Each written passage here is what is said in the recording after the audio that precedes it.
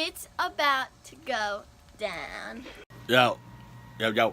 What's good, yo? It's your boy Bolo Biggs. Yes, 3 episodes in 1 week. That's right, it's your boy Bolo Biggs, aka, wait for it, Reno Simpson's BFF, aka Reno Simpson's #1 fan, aka Reno Simpson's daddy?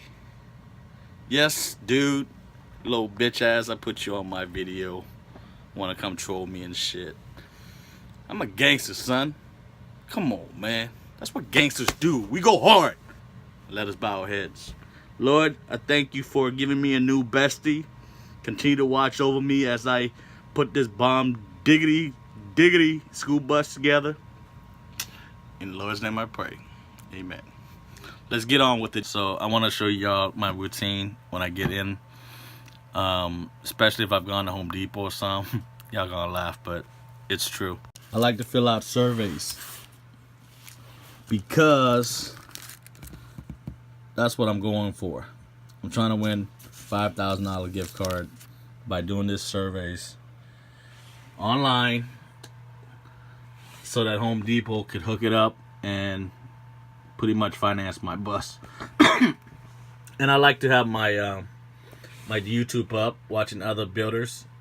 Love watching videos. This one is actually of Chris and Wes from I'm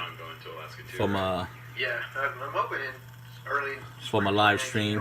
The reason why I really want to show you guys, I promise this is not to embarrass anybody or call anybody out, but it's kind of ironic at the stage of my build where I'm at right now, when I'm addressing weatherproofing, sealing, taking care of rust, building a good foundation, and I log on and these are the alerts I see.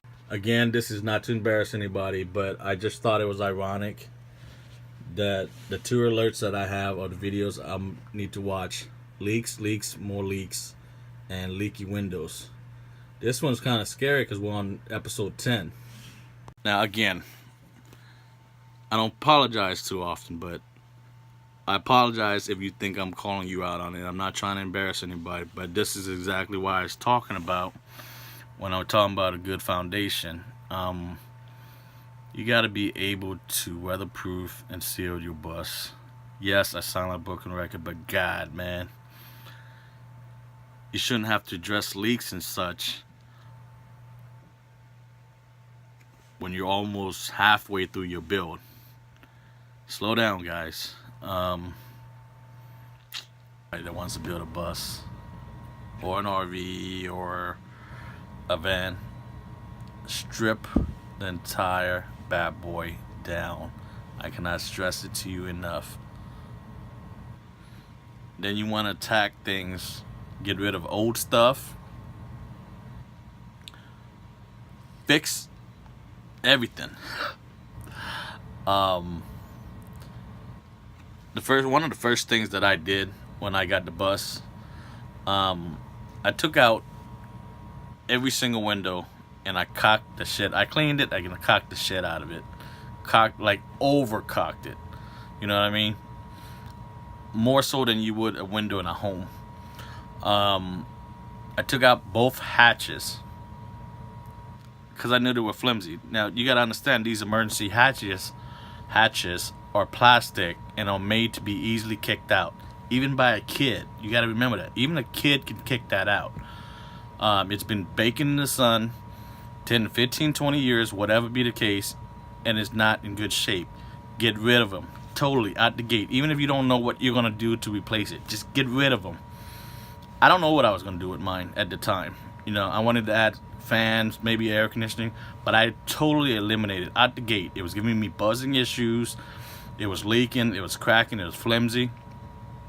I would say 90% of my rust and water damage was from those hatch. I got rid of it and I immediately sealed it because I always knew that I could go back and recut any opening I wanted for air conditioning, heaters, or fans, or what have you. Get rid of them. Absolutely get rid of them. You know, any screws that I saw were rusted, boom, come out. I replaced it with stainless steel. I dipped it with caulk, and I put it back in. Anything I took off, rather be a housing piece or a cover piece, whenever it came out, I cleaned it, sanded it down, probably primed it, but I re-caulked it. Even when it didn't have caulk, I put caulk on it and I put it back on, dipped my screws and put with caulk, and then I put that back on. You know, anything you remove and you plan on putting back, caulk it. Caulk it, caulk it, caulk it, caulk it. I love white caulk, I love black caulk, I love clear caulk. I caulked everything because of water issues and weathering.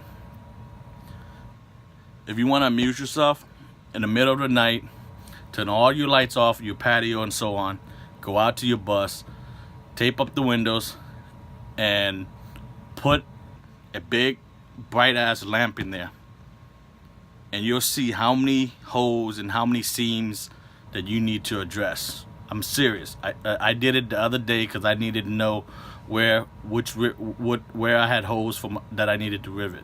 I guarantee you'll be able to see some sort of light come out of your bus. I'm talking about a pitch black situation there.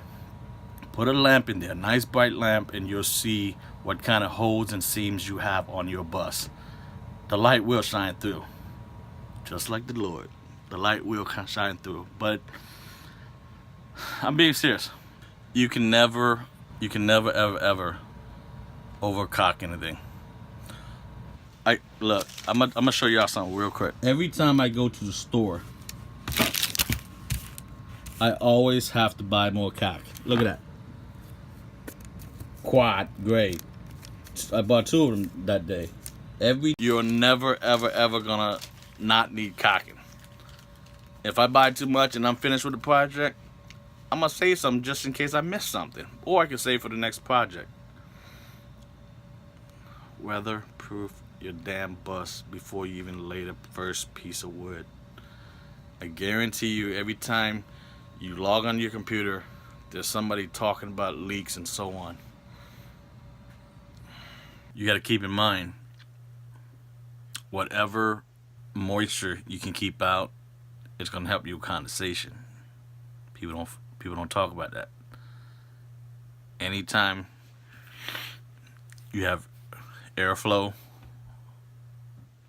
that's different temperature than what you have on the inside, you're gonna get moisture and condensation.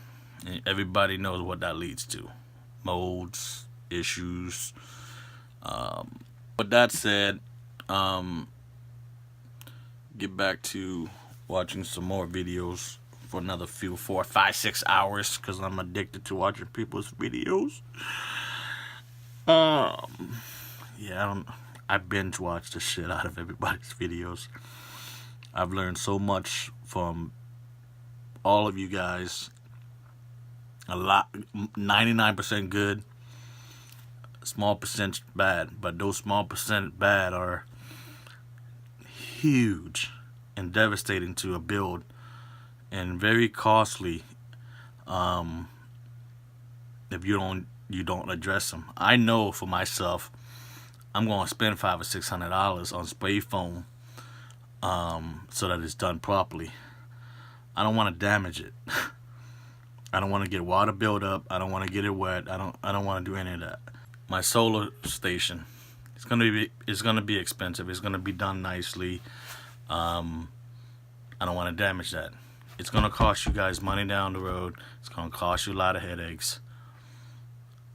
Slow down. In closing, slow down. Follow the right steps. It doesn't have to be my steps. Absolutely, never has to be my steps. But I'd be wrong if I didn't at least suggest it. So if you're able to, stop what you're doing and go back and address it. There are scenes that you forgot. On my entire bus, I took out all the old caulking from every seam, every crescent, every corner, everything. The roof, the bottom, the side. I caulked around the wheel well. You know that little trim piece, the metal piece? But there's a gap in between that. You know where the rivets hit?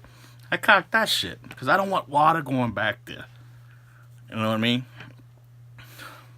You don't have to use caulk. I'm just saying address where water could end up, where water sits, where water hides, where water can come through. Address it. Don't lay down your first piece of wood, your framing, or even insulation. It tell you weatherproof your entire bus.